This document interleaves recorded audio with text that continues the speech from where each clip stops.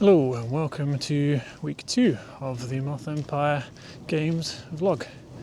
So first of all, I've been really blown away with the response to the first video. You never really know when you put something out on YouTube how much traction it's going to get. And while 230 odd views might not seem like much, I think it's pretty good for a first video on a new channel. I have done a YouTube channel before.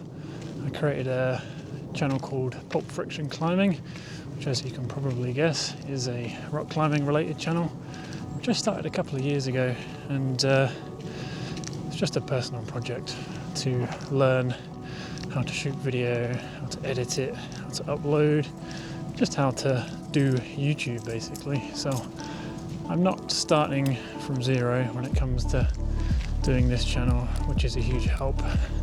You know, I'm not having to spend hours and hours working out how to use DaVinci Resolve or Premiere and such like. I've got a really good workflow already, which is great because I wouldn't even be entertaining doing this at this point because my time is precious right now if I didn't really know what I was doing already. You might notice the thumbnails on the videos and the branding on the channel is changing a little bit. It's very much placeholder at the moment. I have had a little play around with trying to come up with a logo and stuff myself, but I'm not an artist and I don't want to resort to using AI for this stuff. And I know a lot of people who are good artists, so I do actually have someone lined up to help with some imagery for the logo and the channel branding. They're quite busy at the moment, so it probably won't be till after February maybe before I start getting that done. But this stuff's placeholder for now. I quite like the thumbnails though. I quite like the colour scheme, so I might stick with that. Do let me know your thoughts on them. It certainly stands out a bit, which is what you need from a thumbnail. So the last week's been a bit of a write-off. I was planning to go to the East Midlands Indie Devs meetup in Nottingham last Thursday, but that was the day when it dumped a load of snow down in Nottingham, and I would have had a lot of trouble getting home if I'd gone, so I had to cancel that, which is a bit of a shame, but I'll be going along to that next month. I've got a couple of house rabbits at home, one of whom was sick most of the weekend, so ended up all night feeding the rabbit, and have had various exciting trips to the vets and big bills to pay, which has been a bit of a pain and has eaten up quite a lot of my spare time. But no, all back to normal now, all good. The rabbit is all well, so I can get back to it. So I've mentioned previously that I am doing some work for a fintech client at the moment. It's for an old friend's startup.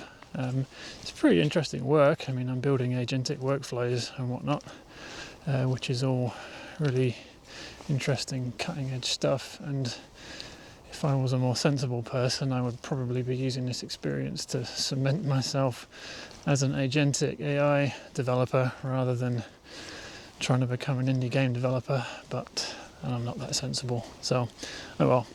But anyway, I am going to be cutting down my hours on that contract in February to give myself more time to focus on the game side. It's a real tricky one at this point because at the moment, you know, every month or every day that I do work for this client, it's money going into my company, which is then going to help me pay the bills and pay contractors I want to use, like artists and musicians, etc. But again, it's time I'm not spending working on the game itself, so it's a bit of a balancing act at the moment. It is likely that I'm going to switch to doing game dev contract work in the future. It's not going to pay as well as the fintech one, but there's quite a productivity cost in the context switching. So, you know, I'm on a day doing the fintech work right now. I spent the whole morning deep into some agentic workflow optimizations, token usage optimizations and stuff. I come out here to do this video on my lunch break, and then I'm going to spend the whole afternoon doing TypeScript, Python, agentic AI stuff. And then at the end of the day, I will be trying to switch my brain into C++ game dev mode and start working on the prototypes again. And is very mentally tiring having to do that switching in between different domains like that. So I am trying to come up with a plan for how I'm going to switch over more and more of my time to doing this. But that's going to evolve over time. For now, I'm just going to slowly taper off the fintech hours. I've got some calls lined up with some games industry contacts about sorting out some game dev contract work. So it seems like the contract market is pretty strong at the moment, at least for experienced developers. So I'm hopeful I'll be able to get some contract work in the near future. So that will be good. So there are a few bits and pieces that I realised I missed out last week on the tech stack that I'm using. I did not mention once the game engine I'm using. It's probably not going to be a huge surprise, but I'm going to use Unreal. There are a few different options out there. Obviously Unity, Godot is one that I've kind of looked at, but the simple reason that I'm using Unreal is that I've worked professionally in Unreal for years. I know it really well. There's basically zero friction for me when it comes to getting stuff done, and that is the most important thing, is being productive and making efficient use of my time right now. So I will be going with Unreal, but I'll probably do a bit more of an in-depth dive into engines and chat about them in a separate video in the future. Another component of my tech stack I forgot about is the continuous integration side of things. So basically the build system. So I talked about the little Windows server that I've built. Well, I'm also using TeamCity on there to do my continuous integration. I do have a fair bit of open source software that I develop on my GitHub, and recently I went through the process of adding continuous integration and testing on those. The sort of most popular thing I have on GitHub is a 3D navigation system for Unreal, and I'll put some screenshots up here. You can see that quite a lot of the faff with developing a bit of software like that is kind of supporting it. Obviously you put it out there for free and no one's paying you for it, but you don't just want to put something out there and it be busted. But obviously people are using different versions of Unreal, and trying to maintain compatibility with all the different engine versions is a bit of a pain in the butt. So recently I went through the process of setting up a continuous integration connection. So I have my TeamCity instance. I have 3 or 4 different Unreal Engine versions on that build agent, and it basically just, whenever there's a pull request or commit, pulls the code off and builds them and runs a whole suite of automated tests against that engine version and makes sure it's all valid before you can submit the PR and merge it. So yeah, this is all kind of standard stuff for anyone who's done software development in a commercial environment, but I've got a new company, so stuff I have to set up myself. Again, I'll probably do a whole video on my tech stack and walk through the processes that I use, so keep an eye out for that in future. One of the other things I've been struggling with a bit this week is one of those really annoying little tech problems that just eats up your time. I'm using Wiki.js as a self-hosted wiki for just all of the business documentation, prototype designs and such like. And I've started building out the design documentation for the prototype that I call Subliminal. And as part of that, I've done sort of a very high level design, just like a paragraph for each of the core loops, just to say this is how the game fits together. And then I wanted to start putting together some references. I've got quite a clear image in my head of what I want the core kind of loop in the game to look like and feel like, but I need to get some references from film, games, television, just to help kind of solidify it. And all I wanted to do was put some links to some YouTube videos on my wiki page, and this Wiki.js just doesn't really work right. Just dropping in a YouTube link, it would automatically try to convert it to an embedding, which is great, but the embeddings don't work. And I spent hours trying to faff around try and figure out why the embeddings won't work. I don't know how many hours I spent in the end, but eventually I did find a workaround, which is to use the markdown source of the page and then just paste in the whole iframe embedding, which just about works. So that was annoying, but that is the challenge with being an indie developer one-man band. I've worked in AAA my whole life, or my whole professional life, and when you get stuck with something in your tools, you can just speak to the engine team, you can speak to the build manager.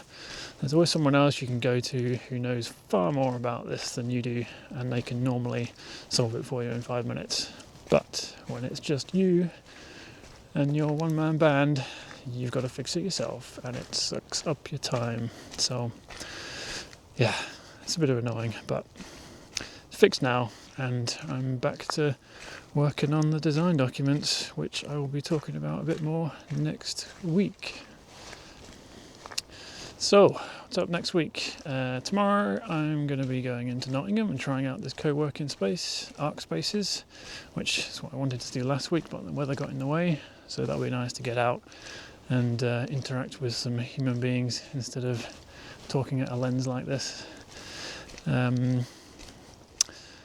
And then hopefully over the weekend really starting to just nail down the finer details of the core loops for Subliminal, because next week I want to start building out the actual repository and just start putting the framework in place. So the game's going to need like a basic state machine, like loading, main menu, into the game, end state, back to the menu, all that kind of stuff, which I will talk through in more detail once we get into implementing that stuff. One thing I wanted to mention now is that it might be quite nice to do a bit of a Q&A for these things. It gives me some stuff to talk about after I've given you the updates on the studio. So please feel free to drop some messages in the comments, and I will answer your questions in the following week's vlog.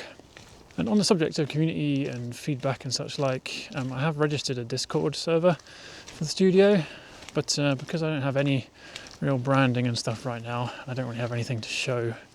I'm not going to share it just yet, but at some point I will share the Discord stuff and people can join.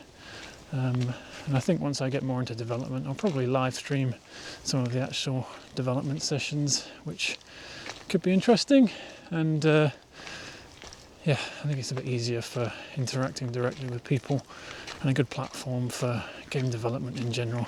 Just simple things like sharing your screen at a decent frame rate is something that the likes of Slack and Teams have still not mastered, so it'd be good to try that out on Discord a bit more. So as well as these weekly vlogs, I would like to spend more time doing some more in-depth videos on various subjects. Feel free to hit me up with suggestions for this.